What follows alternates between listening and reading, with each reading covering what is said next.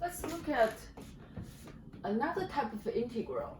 This one has a very similar notation to the notation for indefinite integrals. Okay, so I put them side by side. Given a function, I can say find its indefinite integral. Similarly, given a function, I can say find its indefinite integral. However, this time I need to have a lower bound x and upper bound b. So what does this mean?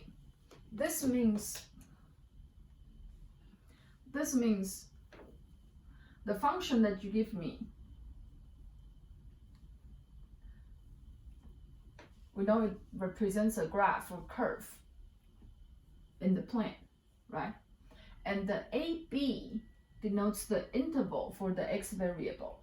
So here we have the x. So when I write dx, I'm talking about what happens to the x value. So this is when x equal to a, and this is when x equal to b. So we call this a lower bound, and a lower limit, call this upper limit. So that's x equal to a, x equal to b. Okay. So the notation, definite integral of f over the interval AB, that's what it is. So this gives us the area under the curve y equal to f of x over the interval AB. So when we write this notation, what we want to find is the area of this guy. Okay, under the curve over the interval AB. All right. So now, how do we find this?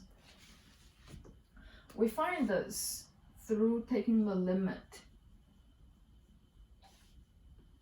of Riemann sums.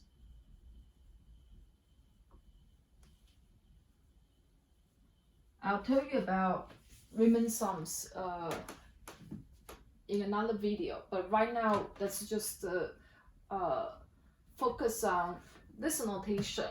It has a geometric meaning. Whatever you find, you are finding the area of the region that's under the curve y equal to f over the interval AB. Okay, so that's what this notation talks about. And this, remember, this talks about all anti-derivatives of whatever you have here.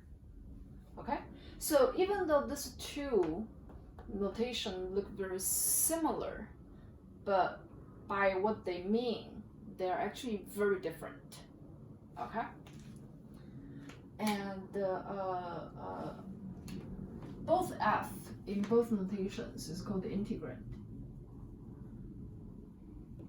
Okay, so when I say the integrand, I'm referring to the function we're integrating. Okay, so indefinite integrals,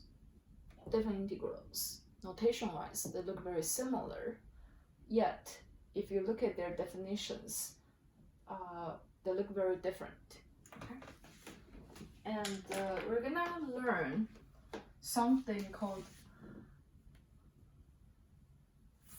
fundamental theorem of calculus. So this is a very important theorem. I mean, from the name you can tell, right? This is a calculus class, and this is a fundamental theorem of calculus.